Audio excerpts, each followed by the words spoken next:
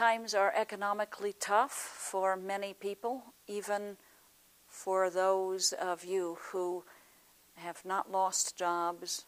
Things are stressful often because many people work in places where people are being laid off, or hours are being cut, or wages are being cut, or certainly no increase is given.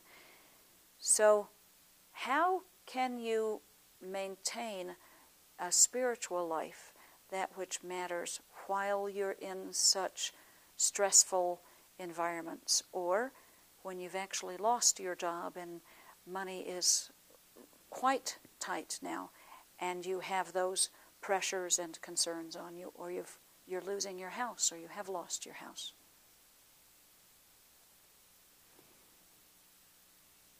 I want to suggest to you that this is the most important time to be either creating, if you've never had it before, or maintaining a spiritual life you've already had.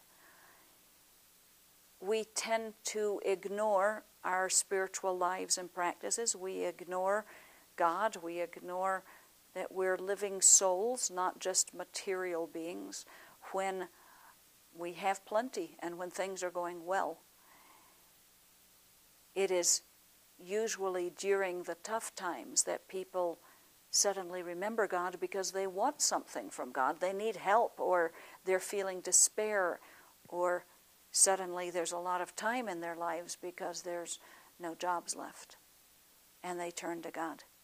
So this is actually a time for you to be able to deepen and strengthen a spiritual relationship, to deepen and strengthen a spiritual practice. And then the trick will be, once things are better, for you to actually hold on to it. When you don't just want to drop your relationship with God because you feel you don't need God anymore. But right now, during the tight times, if you have more time because you're working fewer hours or not at all, you can certainly set up a practice that doesn't cost you any money at all. You don't have to go to classes that cost money. You can begin a practice of prayer, a practice of meditation, a practice of reading books you can get from the library for free, of inspirational writings, that you begin to make your relationship with God and with the spiritual life the most important thing in your life, that you establish it now, and you sink the roots deep so that when things get better, you won't abandon that relationship. A practice of prayer can begin with just setting a time aside each day. Simplest one is start learning to bless your food. Take a moment before you eat and actually give thanks that you have food, that you have the basics of life, and call down the blessings of God into that food after you've given thanks. And know that it's so, that consciousness and light comes into that food and God's blessings are upon it. So that's already 3 prayers a day when you do that. If you begin each day with prayer and meditation, in which you connect with God the best you know how, you open to God's love to flow into you, to fill your being, to show you what you need to see or know or do next, to bless you and teach you from within your own being, it coming forth and coming down upon you from outside of you.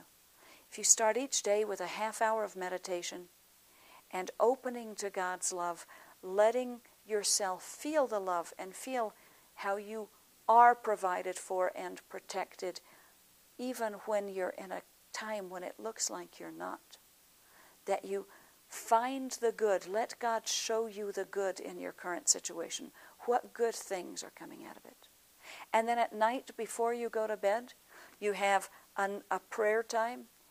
Getting on your knees is a good thing. It puts you in the right position of being humble before God, and you open your hands to receive the blessings.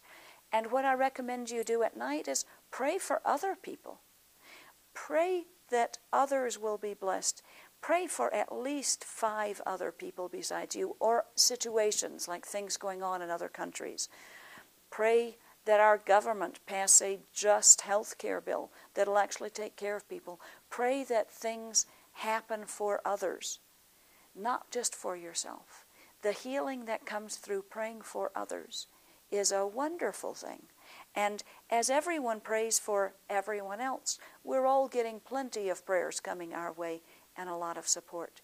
In this way, you'll have already 5 times a day that you pray, which, interestingly enough, is the number that Muslims pray 5 times a day.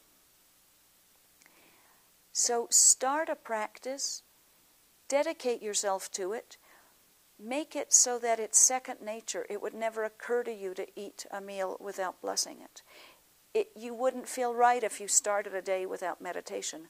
You can't imagine getting in bed at night without getting on your knees and praying first.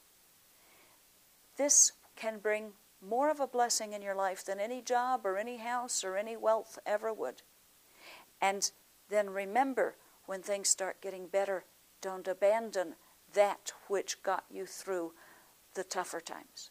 May you be blessed as you grow in a spiritual life.